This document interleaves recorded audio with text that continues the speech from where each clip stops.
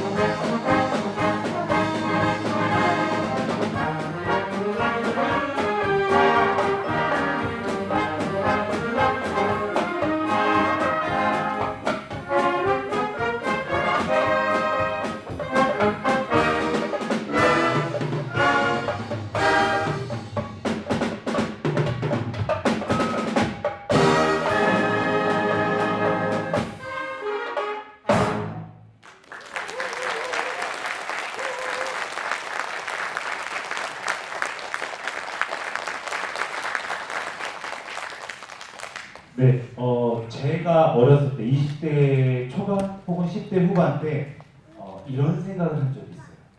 왜 어른들은 트로트만 좋아할까? 왜 전통 가요만 좋아할까? 그런 질문이 있었어요. 궁금증이 있어요. 왜 내가 듣는 가요는 왜 대중 가요는 왜 안 들리지? 팝은 왜 안 들리지? 라는 생각이 그때 있었어요. 그런데 한참 시간이 지나서 2000년 이제 2020년대, 2010년대 후반을 들어오면서 어떤 학자가 이런 얘기를 하는 거를 이제 들었어요. 사람은 10대 때 들었던 음악을 평생 듣는데 그런 경향이 짙대요. 다 그런 건 아니지만. 그랬더니 갑자기 그 당시 제가 10대 후반, 20대 초반에 가졌던 질문이 싹 해결이 되는 거예요. 아, 어른신들은 이제 뭐 저희 할아버지는 이제 일제시대 때부터 6.25까지 다 겪으셨고 그렇죠. 여기 계신 분들 중에서도 6.25 때 깐난 얘기였거나 아니면 전쟁 이후에 막 태어났던 분이거나 그분들의 자녀이거나 이제 그렇잖아요. 그러니까 그 당시에 우리나라에서 들을 수 있는 문화라는 게 뭐가 있겠어요? 그렇죠. 네, 6.25 전쟁 이후에 일단 가장 우리가 흔히 들을 수 있었던 거는 민요. 민요도 쉽지 않지만 어쨌든 민요 아니면 트로트 전통 가요. 딱 그때 다였던 거예요. 그분들 10대 때. 그렇죠. 그리고 나서 이제 이렇게 나라가 이제 경제 개발되고 발전을 하다 보니 이제 저 같은 그분들 자녀들이 이제 10대 때는 다양한 것들을 들으면서 자랄 수 있는 어떤 그런 세대가 됐던 거예요. 그러니까 이제 지금 10대들은 들을 수 있는 게 너무 많아요. 그렇죠? 트로트도 들을 수 있고요. 요즘도 트로트가 인기잖아요. 저는 그건 되게 바람직하다고 봐요. 다양한 문화들이 특히 우리 할아버지 그 친구들 입장에서 할아버지 할머니 세대가 들어서 어떤 문화를 내가 같이 경험할 수 있다는 것은 세대 간에 이어주는 굉장히 좋은 어떤 현상이라고 봐요. 같이 소통할 수 있는 것. 그래서 이번에는 그런 프로그램을 또 여기 이렇게 10대부터 이제 어린 친구들 다양한 연령대가 왔기 때문에 그래서 준비했습니다. 그래서 나훈아와 그다음에 1980년대 또 90년대를 관통했던 대중가요 메들리 두 곡을 연속해서 여러분들한테 연주하도록 하겠습니다.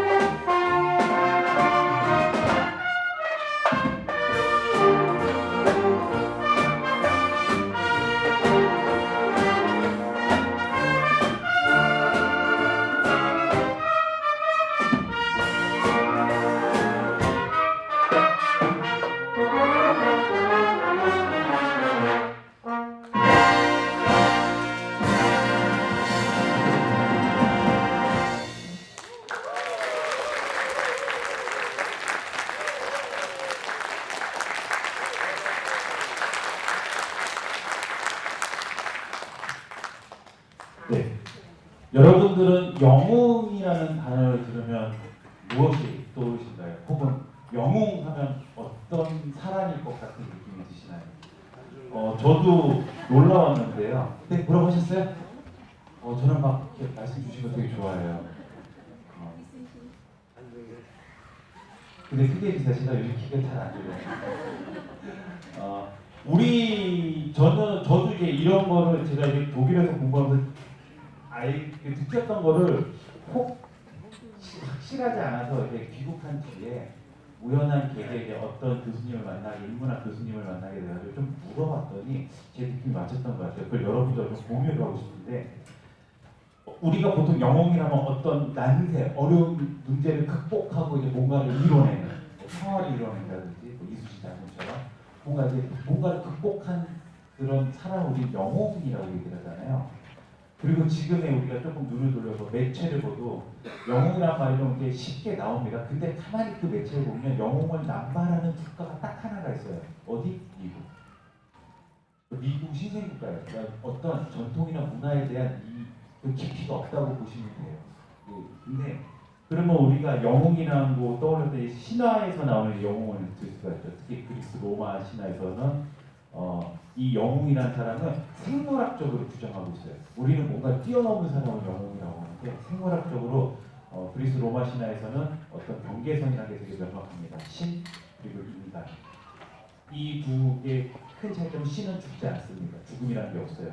자기들끼리 신과의 전쟁에서 나중에 죽고 합니다만 기본적으로 자연사가 없다는 거죠. 인간은 이제 노쇠가 자연적으로 죽게 돼 있는 이 죽음이라는 걸 신과 인간으로 구분을 짓는데, 이 경계선에 있는 사람이 있어요. 그게 바로 영웅이에요. 부모 중에 한 사람이 신인 거예요. 부모 중에 한 사람은 인간인 거고, 반신반의. 그래서 생물학적으로 그들을 영웅이라고 불러요. 그리스 로마 신화에서. 그리고 실은 이게 유럽 문화의 깊숙한 곳에 자기들도 모르게 있는 어떤 그런 문화적인 요소가 있어요. 그래서 실제로 유럽에서 제가 봤을 때 정말 우리나라에서 저 사람 정말 영웅이야, 정말 영웅적인 일을 해냈어 라고 이런 말을 하는 어떤 그런 일이 있을 경우에, 주로 우리는 근데 한국에서는 주로 의인이라는 말을 많이 쓰죠. 의인이라는 말. 동양적인 사상에서는 그렇게 얘기를 하는데, 그들은 영웅적인 행동이라고 얘기를 하더라고요. 그러니까 우리는 의인이라고 부르는 어떤 행동, 누가 정말 죽을 뻔한 일을 누군가 나서서 심폐소생술 살리던 어떤 걸 살려야 때 우리는 의인이다. 근데 그들은 영웅적인 행동이라고 얘기를 하더라고요. 이런 문화 차이가 좀 있어요. 이번에 연주했던 오르페우스가 바로 그런 영웅 가운데 한 명입니다. 바꿔서 이게 뭐야? 이 사람이 뛰어난 게 아니라 부모 중에 누가 한 명은 신이에요. 근데 이 그리스 로마 신화만 얘기 갖고 저는 여러분들하고 시작고 24시간 얘기할 수 있어요. 제 강연 프로그램 중에 하나이기 때문에. 하지만 이제 굉장히 짧게 드리자면, 이 오르페우스의 신이 누군지 잘 몰라요. 누구는 뮤즈의 아들이라고 해요. 여신의 아들이죠. 혹은 누구는 아폴론의 아들이라고 합니다. 아폴론, 남자 신이죠. 부모가 누군지 몰라요. 근데 확실한 하나는 이 오르페우스라는 사람의 특징은 뭐냐면 굉장히 노래를 잘해요. 어느 정도의 노래를 잘하냐면, 이 사람이 노래를 하면요, 모든 맹수와 초식동물이 다 같이 와가지고 불러앉아서 그 음악을 들어요. 많이 보던 장면이 비슷하고, 이런 거 비슷한 거 어디 있어요? 성경책에도 비슷한 게 있어요. 에덴 동산 같은 거. 어쨌든 그래. 심지어는요, 나무들이 땅 속에서 나와서 막 걸어가지고 그 옆에서 뿌리를 내리고 음악을 들었다고 이제 신화에 이제 기록이 되어 있습니다. 그래서 황폐한 곳에, 허화볼산에 가서 이 사람이 오르페우스 노래하면 거기가 초원 혹은 울창한 산림을 변했다라는 뭐 그런 기록들이 있어요. 근데 이제 이 사람이 에우리디체라는 사람, 인간 여성을 만나서 사랑에 빠집니다. 근데 이 그리스도의 신화에서 이 영웅들은 그냥 인간 세계에서 같이 살아요. 너무 사랑하는 여자랑 결혼을 하게 됐는데, 결혼식 날 독전이 일어났어요. 그래서 오르페우스가 너무 슬픕니다. 그래서 안 되겠다, 내 아내를 되찾으러 가겠다고 지하세계, 하데스 시에 있는 지하세계로 걸어가게 됩니다. 그래서 엄청난 난관을 뚫고 결국 하데스 앞에 서게 해요. 그 모든 난관을 음악과 노래로 이제 넘어서게 됩니다. 그래서 하데스가 안 된다, 여기 산자가 올 수 없고 죽은 자가 한번 하데스의 지역에 오면은 다시 나갈 수 없다고 단칼에 거절합니다. 또 오르페우스가 이렇게 돼요. 제발 하데스님이시여, 제 노래를 한 번만 듣고 결정해 주세요 하고 노래를 부릅니다. 막 부르는데요, 이 하데스의 아내가 페르세스라는 그 인간이에요. 혹은 이 사람도 한 명은 신이었, 부모 중에 한 명이 신이었다는 얘기도 있습니다. 어쨌든 인간의 여성은 하데스가 지구, 이 땅에 나왔다가 너무 아름답고 사랑에 빠져서 그 사람을 데려다가 납치해 가요. 그리고 결혼합니다. 그래서 하데스 지하세계의 여왕으로 만들어요. 근데 이 여자도 하데스를 너무 사랑하게 돼서 아무런 불안 없었어요. 근데 이 오르페우스 이렇게 얘기해요. 당신도 그렇게 사랑을 하면서 살아있는 여자를 이 지하세계에 끌고 와서 너무 사랑있게 끌고 왔는데 나의 사랑하는 아내를 돌려주십시오라고 막 노래하니까 두 부부가 감동을 받아서 아내를 좋다 데리고 가라라고 해요. 여기서부터는 이제 여러분들이 많이 들으셨을 텐데 대신 조건이 있다. 뒤를 돌아보지 마라. 하데스를 벗어날 때까지. 그래서 막 갑니다. 근데 이제 어떤 그림책 보면 뭐 둘이 손 붙잡고 가는 그림도 여러 가지가 있는데 실은 이 에우리디테는 이미 혼이기 때문에 말을 할 수 있거나 손을 잡을 수 있거나 뭐 걸을 때 소리가 나거나 그렇지 않아요. 혼백이기 때문에. 그래서 이제 오르페우스 이렇게 쭉 걸어가는데 거의 다 왔어요. 이제 조기만 벗어나면 하데스를 벗어나게 됩니다. 지하세계를 벗어나게 돼요. 근데 갑자기 의심이 들잖아요. 입장 바꿔서 여러분들 아내를 혹은 어머니를 딸을 찾아갔어요. 그래서 하데스가 우리나라는 염라대왕이라고 할까요? 염라대왕이 너의 마음에 내가 감복했다. 내가 영혼을 살려줄게. 대신 저분을 나갈 때까지 절대 뒤돌아보지 마. 그러면 성공하게 될 거야. 라고 했는데 그 문 앞에까지 왔어요. 정말 내 뒤에 혼백이 있다. 내 아내가 있을까? 갑자기 오르페우스가 의심이 들어요. 그래서 돌아보는 순간 거기에 있었을까요? 없었을까요? 있었죠. 그러면 이제 감정이입을 해봅시다. 여러분의 남편이 혹은 아들이 나를 지옥에 데리러 왔는데 여기만 나가면 되는데 갑자기 그 사람이 나를 싹 돌아봐서 그냥 다시 지옥으로 쫙 빨려 들어가요. 그럼 여러분은 말은 할 수 없으니까 눈으로 얘기해야 돼. 어떤 눈빛을 보내시겠어요? 이놈 새끼 거기서 뒤돌아와가지고 뭐 이러실 거예요? 어떠실 거예요? 에우리디테가 이렇게 봤어요. 너무 사랑스러운 눈빛으로 너의 사랑은 내가 알겠구나 라고 하면서 빨려 들어갔다고 합니다. 그래서 어찌됐든 오르페우스가 이제 에우리디테를 어쨌든 봤잖아요. 죽은 에우리디테의 영혼은 혼백은. 그래서 세상에 나온 뒤로는 절대 그 어느 누구한테도 마음을 주지 않고 에우리디테를 만날 날만 기다리면서 살았대요. 혼자. 근데 이 사람이 노래만 잘하는 게 아니라 정말 세상에서 가장 아름답고 멋있게 생겼대요.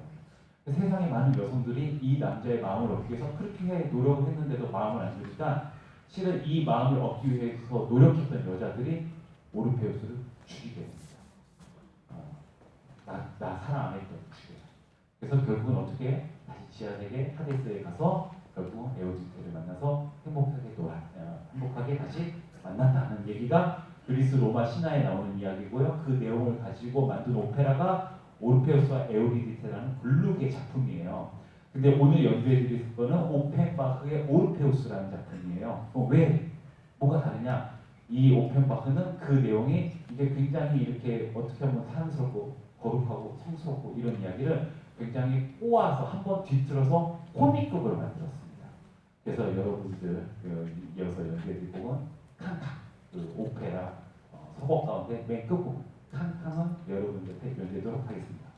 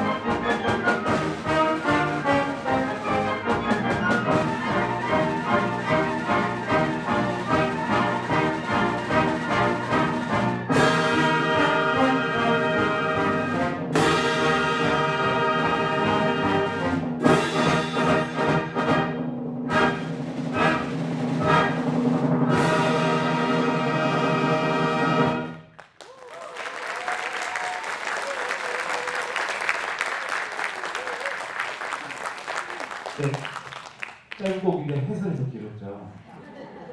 실은 좀 쉬어야 되는데 어디 쉴 수가 없어서 제가 잠깐 좀 우리 단원분들 좀 쉬게 해드리고 그리고 여러분들도 재밌는 이야기 들려드리고 조금 길었어요.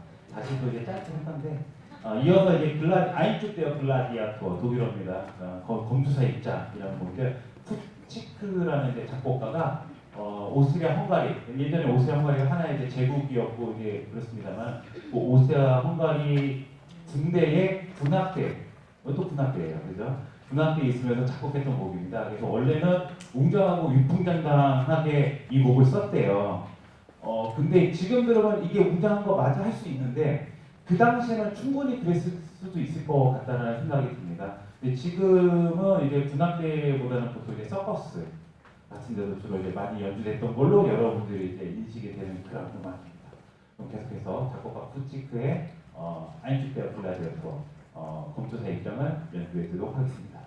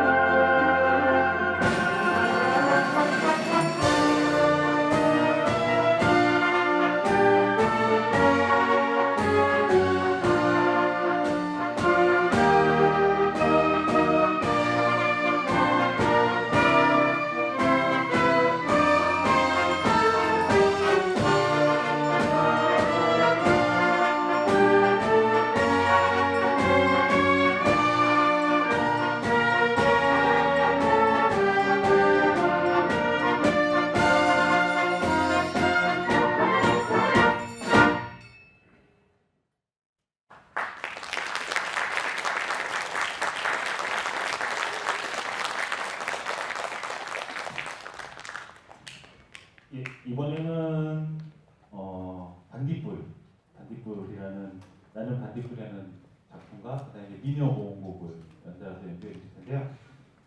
나는 반딧불이라는 노래를 혹시 아시는 분 요즘 이게 누구죠 가수가 죄송합니다 제가 요즘 가수 이름을 잘 몰라요 욕하지 말아주세요. 저는 생각해볼 때 10대 때 정말 클래식만 들었던 것 같아요. 어머님의 욕심 때문에. 세상에 음악이 클래식밖에 없는 줄 알았어요 그 당시에는. 웃자고 하시는데 아무도 안 웃네.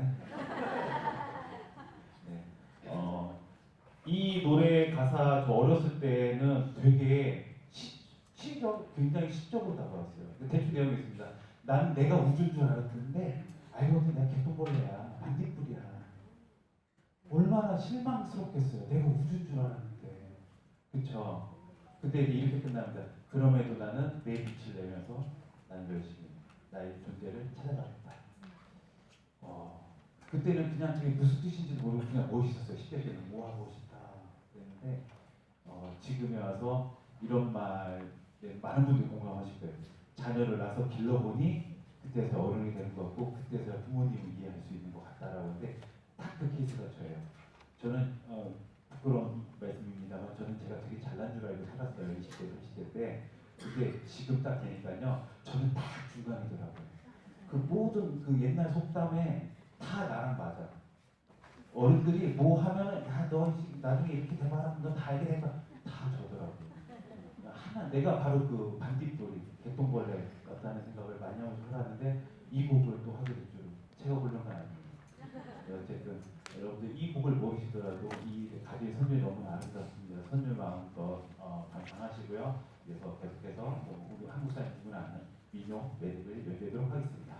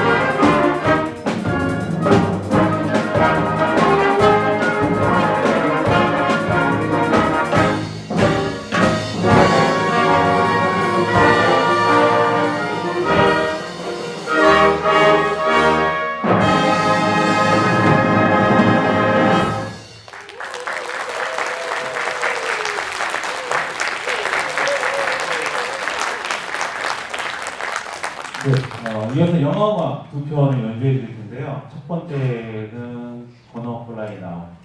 나 지금 날아갈 거야. 날아갈 준비가 됐어. 위험하면 이런 뜻이죠. 뭐 다들 아시겠죠? 로키 영화 로키에 나왔던 이제 주제곡입니다. 이 음악은 그거를 정말 잘 표현한 것 같아요. 뭐냐면 그 당시 그 시대에는 아메리칸 포레스트, 아메리칸 드림 이런 게 팽창하던 시기였기 때문에 그거를 잘 보여주는 그 내용을 잘 표현하는 영화였던 것 같아요. 그래서 이 영화에 대한 그 이제 뒷이야기도 많은데 이제 많이들 요즘 알려졌어요. 그러니까 원래 실베스타 스텔론이 이거를 자기가 영화를 만들고 자기가 주연하고 싶은데 영화사에서 안돼 그건 안돼 하니까 자기가 어디서 돈을 빌려다가 만들어서 성공했고 이런 얘기도 있습니다만은 오늘은 이제 그런 얘기보다는 이런 말씀을 드리고 싶어요. 이 음악을 들으시면 이제 희망이 부풀어오고 에너지가 넘치는 그런 게 되는데 꿈입니다. 하늘 날아오라는 건 결국 내가 꿈을 위해 날아올 준비가 됐다. 꿈을 향해 날아갈 준비가 됐다는 건데 젊었을 때는 내 꿈, 내가 이룰 꿈, 내가 이루고 싶은 꿈을 향해서 날았다면 지금 여기 많이 계신 우리 어르신들은 그 꿈을 이루지 못했던 간에 그 꿈을 지나왔다고 생각을 해요. 지나왔다는 게 좋은 의미예요. 어쨌든 그 뭔가를 겪으면서 세상에 보는 경륜도 넓어지고 그래서 이제는 보통 우리가 젊었을 때 이룰 수 있는 꿈을 내가 진짜 갖고 싶은 꿈을 꿔라라고 하는데 이제는 그런 것보다는 좀 더 편안한 꿈을 꿔도 되지 않을까요? 그리고 꿈이 있어야 사람이 살아요. 그렇잖아요. 그래서 여기 계신 모든 분들이 다시 한번 꿈을 꿨으면 좋겠다고 해서 준비해봤고요. 그리고는 이제 I Follow Him. 교회를 다니신 분이나 혹은 영화를 보신 분 아실 텐데 시스터 액트. 그래서 이 곡이 사람들은 성가곡, 복음 성가곡인 줄 아는데요. 실은 아니에요. 원래는 프랑스에서 연주곡으로 시작했던 전차라는 이름으로 이제 연주곡으로 만들어졌는데 선율이 신나고 재밌으니까 미국의 작사가가 여기에다가 작사를 붙여요. 그래가지고 미국에 있는 여자 가수가 이 노래를 부릅니다. 내용은 이거예요. 난 남자친구, 난 당신을 너무 사랑해요. 남자친구에 대한 사랑의 마음이에요. 그래서 당신 어디 가든 난 또 사랑할게요. 난 당신을 위해 모든 헌신을 다할게요. 이런 내용이에요. 근데 그 당시 불렀던 가수예요. 여자 가수의 나이가 15살. 한국의 아이유를 생각하시면 돼요. 아이유 데뷔했을 때. 네. 그래서 전 미국의 슈퍼스타로 발돋움을 하게 됐어요. 지금도 살아계세요. 지금도 이제 지금은 아마 노래 못하시겠죠. 연세가 많아서. 제가 한 몇 년 전에, 7, 8년 전에 TV에 나와서 노래하는 걸 본 적이 있어요. 네. 그래서 지금 21세기 감성이 맞지 않아요. 무조건 여자는 나는 당신한테 순종할 거야. 당신 말만 따를 거야. 당신 뒤만 쫓아갈 거야. 하지만 1960년대, 50년대는 그런 전 세계가 그런 풍조였죠. 그런데 이제 그거를 도입부는 되게 느리게 하면서 성가적인 분위기. 그래서 거기에 힘을 남자가 아닌 신 하나님으로 해석하면서 굉장히 성가처럼 알려진 그런 곡입니다. 좀 계속해서 두 곡을 연주하도록 하겠습니다.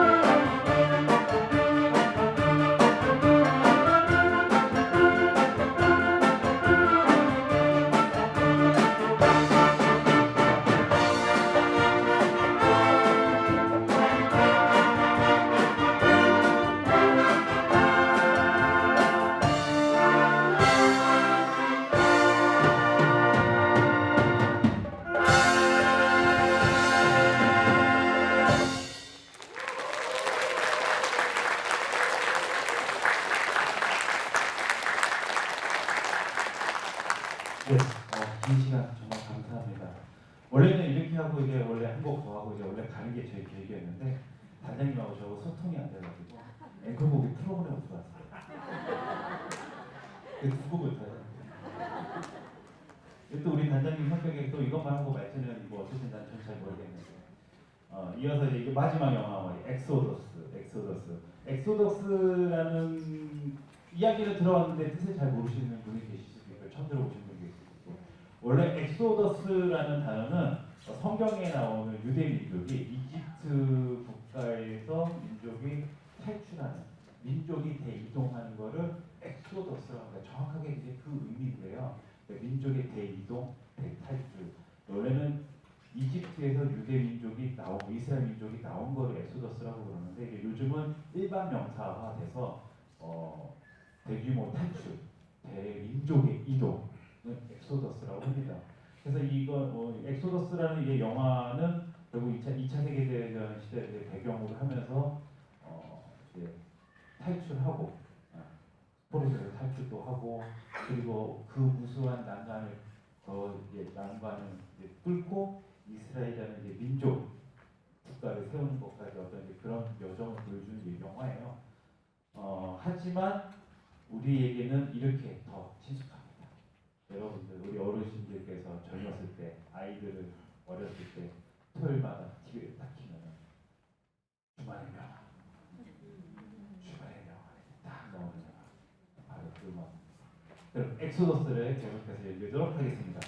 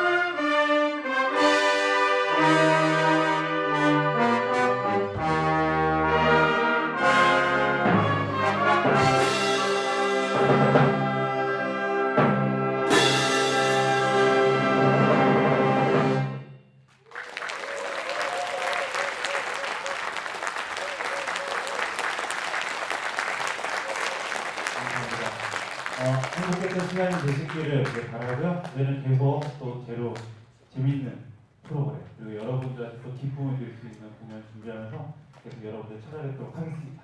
자, 그럼 저희 끝으로 윌리엄 텔 서곡 피날레를 연결해서 저희는 또 다음 공연을 시작하면 올라가도록 하겠습니다. 감사합니다.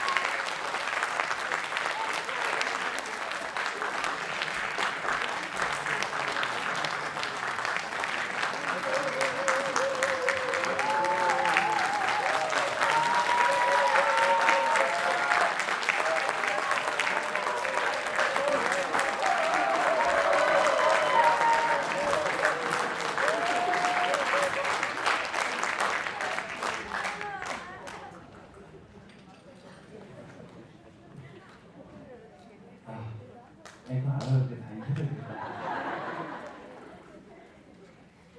실은 이게 윈드가요. 뭐 아시는 분 아시겠지만 이게 쉬는 시간 없이 막 90분을 보면 쉽지가 않아서 중간에 제가 좀 이렇게 해설도 좀 길게 듣고 막 했습니다만 그러면 이제 되게 힘든 거라서